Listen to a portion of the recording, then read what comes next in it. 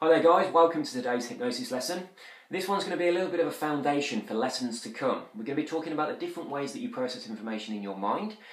We have touched on this several times already, but it is so important for what's coming up that I want to talk about it in a lot more detail. And essentially we're talking about modalities, the different ways we process information using our thoughts by either thinking in pictures, in sounds or in feelings. Now I want to take you back to the early 70s. Back then, John Grinder and Richard Bandler, who are the co-creators of NLP, they were given a seminar on semantics. Now after the seminar, someone came up to them and he said, I'm really impressed with what you've just done. I could really see what you were saying.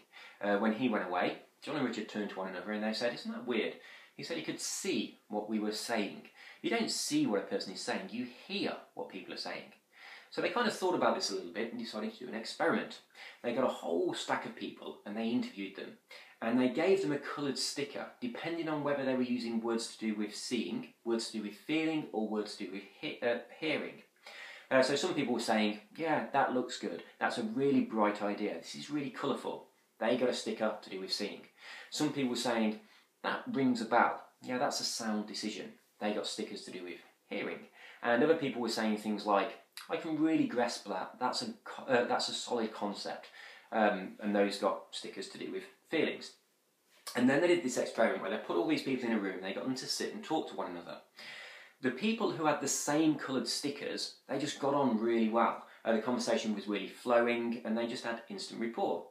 People who had different coloured stickers, they just didn't get on at all. There was kind of uncomfortable silences and they didn't trust one another and it was all a little bit awkward. The most awkward people were the people who were visual, talking to the people who were kinesthetic, so the people that were using feeling type words. Those people really didn't get on at all and the conversation just didn't flow whatsoever. So what can we gain from this information? Well, if you've got a client with you and they're using lots of visual words and you're using lots of words to do with feelings, you're not going to have rapport with that client. But if you notice they're using lots of visual words and you start using lots of visual words as well, then you'll instantly gain rapport with that client. When you've got rapport with someone, they tend to like you and they tend to trust you and their guard goes down, they tend to open up. And doing therapy on them is a lot easier. So we can see straight away that it's really important to be able to tell what system a person is using. Now I don't want you to fall into the trap here of thinking that people are one or the other. That's not the case. Everybody uses all of them. We also think in smells and we think in taste, but they're not quite so important. The three main ones is what we're going to focus on here. So we all use all of them at different times for different things, but we all tend to have a preferred one. Now I'm going to give you an example here. If I remember a holiday, the first thing I remember is the way it looked. I think about, it's kind of like a picture postcard of me being lying on a beach on holiday and it's really hot. The next thing that comes is the way that I feel. It's very hot on the beach, the sun's beating down, I can kind of feel the sun on my skin and I can sort of feel the sand. I've got my hands in the sand, I can kind of feel that. The next thing I remember about the holiday is sounds. I can hear the sound of people on the beach, sound of the ocean, but also there was a song that they kept playing over and over again. It was, on this particular holiday, the song was Rihanna, We Fell in Love in a Strange Place or Awkward Place, or something like that. That was the song that the holiday, that they kept playing it, and now every time I hear that song, me and my partner call it the holiday song. And I'm sure you've been on holidays where there's been something similar. So for me, visual first, image of the beach, and then the feelings of being on the beach, and then the sound of that song playing. So that's kind of the way I bring back memories of my holiday. Now, you might call that a recipe or a pattern. And that's the pattern that I use. You'll probably have a different one, but when you can elicit somebody else's pattern, you can use that information in a really useful way. We're going to leave that to one side for a moment, but what I want you to focus on is just being able to tell which preferred system someone is using at the moment. So you've got a client with you, look out for words that are to do with sounds, words that are to do with images, or words that are to do with feelings, and try and notice which ones they're using more often. Once you've been able to determine that, you want to then switch over to using that yourself. Now, that's not the only way of telling which system a person is using. People that use different modalities to think, they kind of act in very different ways. They have different personalities, they tend to have different jobs, and it's really, once you kind of understand this, it's really, really obvious what modality a person is using very, very quickly. So I'm going to go through these each in turn and tell you the kind of pros and cons of each one and how they all interact. We're going to do visual first of all. Visual people tend to think very, very quickly because they see images in their mind. Now, as you see an image, there's a lot of information there. So you've got to get that information out quickly. So you tend to talk quickly. So you might stumble over your words. Visual people use their hands a lot. So they'll kind of make graphs and images in the air as they do. They do a lot of gesturing. They're kind of up here. It's all forward and open. Visual people, when they think, they'll either look upwards to the left or to the right. We tend to look up and to the left if we're remembering, look up and to the right if we're constructing something. And that's for right-handed people. As you're looking at them, so this is my right hand, I would look up left to remember, up right to construct. If I were left-handed, it'd be reversed. Now, not everybody falls into that pattern. Some people switch it the other way around, but that is a general. So up right, construct for right hand, up left, remember, the other way around for left-handed people. The other way that people visualise is just looking straight ahead. So someone can look you straight in the eye, maintaining eye contact and be able to process the information. So you've asked them a question, they process that, they give you the answer back. Now, George Bush, I think both of them actually, but the more recent one, George Bush Jr., not Senior, George W. Bush, he definitely is a visual thinker. If he is asked a question, he will maintain eye contact, he'll be able to process the information just by looking straight forward and give an answer back. She's really, really useful for a politician. Al Gore, on the other hand, and I know I'm going back a few years here, Al Gore is a kinesthetic thinker. His eyes will move in a different way. He has to look down to process information, so he has to break eye contact. And some people find that a little bit uneasy. Some people think it shows that perhaps he's not a very quick thinker, perhaps he's not very intelligent, or perhaps he can't be trusted. We're going to get back to the visual one, so we sidetracked a little bit there. So back to the visual one. They talk very quickly, they're very animated, they'll tend to look up quite a lot, or they'll maintain eye contact. We can visualise looking straight ahead. They'll tend to be attracted to visual professions, maybe a graphic artist, all those kind of things, so they're really quite good at that. They tend to be quite good at navigation because they can kind of see in their mind. It's really easy for someone who's familiar with a town to imagine what it would look like from above, seeing a map, so that kind of thing. They're quite useful for that. However, because they do talk very quickly and they kind of go through things really fast, some people tend to be distrusting of them because sometimes it appears as though they're trying to put one over on you. Maybe a very typical person that might be like this would be a really over-enthusiastic salesman who is trying to get you to buy something and you're a little bit, I'm not too sure about this.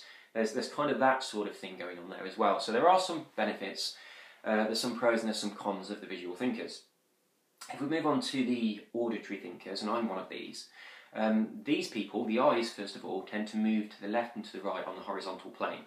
So for me, right-handed, I will look over to the right to remember sounds. I will look over to the left. I look to the left to remember sounds. Sorry.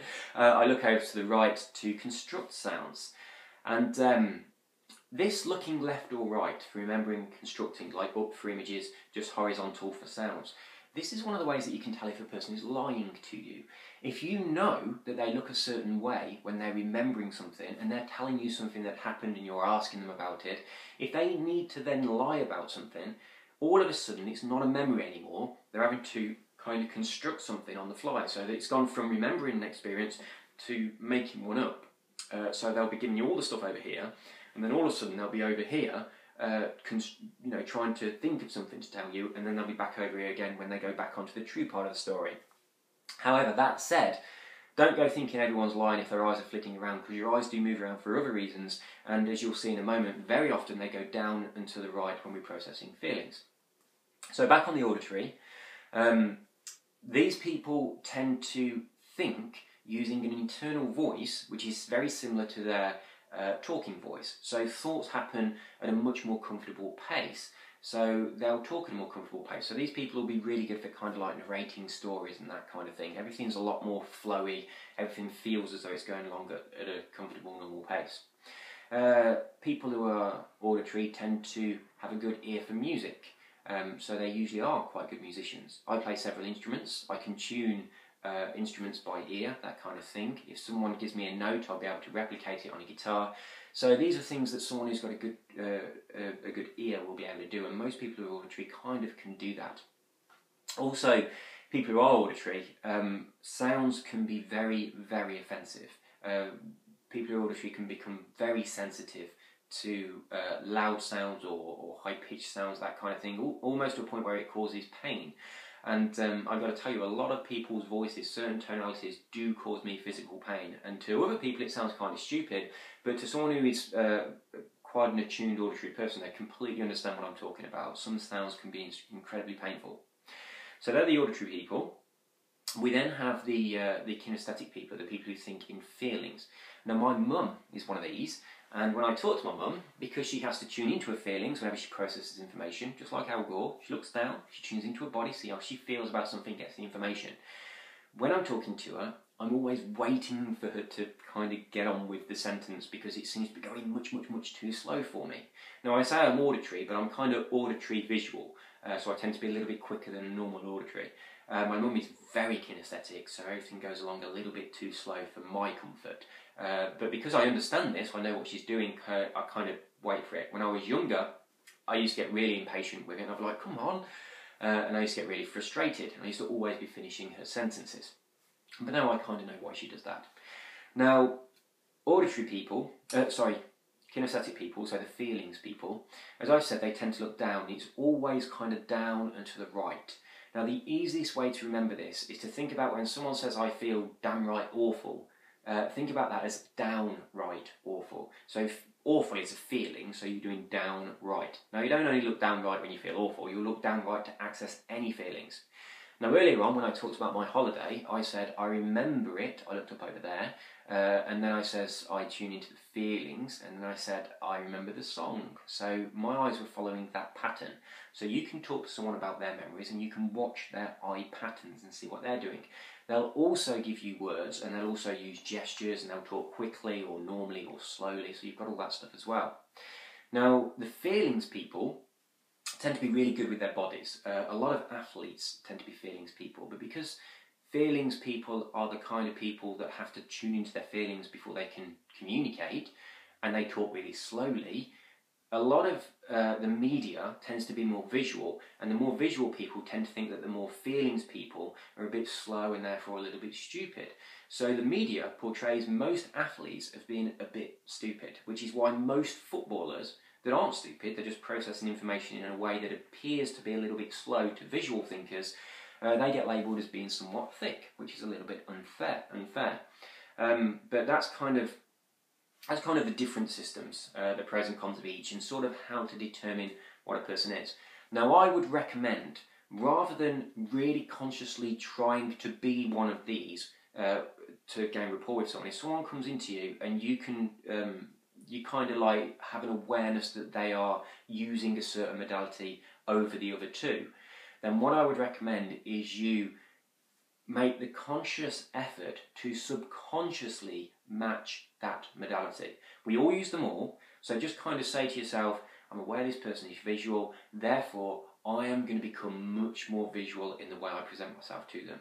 If you try and do it too conscious, you might say visual phrases whilst being in this feeling thing and saying them slowly, and it's disjointed, it wouldn't kind of work. So just imagine that you are becoming a visual person. Imagine yourself becoming animated and saying things to do with brightness and colour and all that kind of stuff.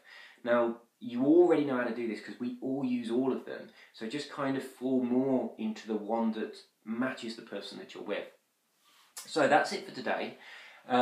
In the next lesson, we're going to talk about this in a little bit more detail. We're going to go into what we call sub-modalities, which are the qualities of each modality and the ways that we can manipulate those in order to affect people, which is a really, really useful technique.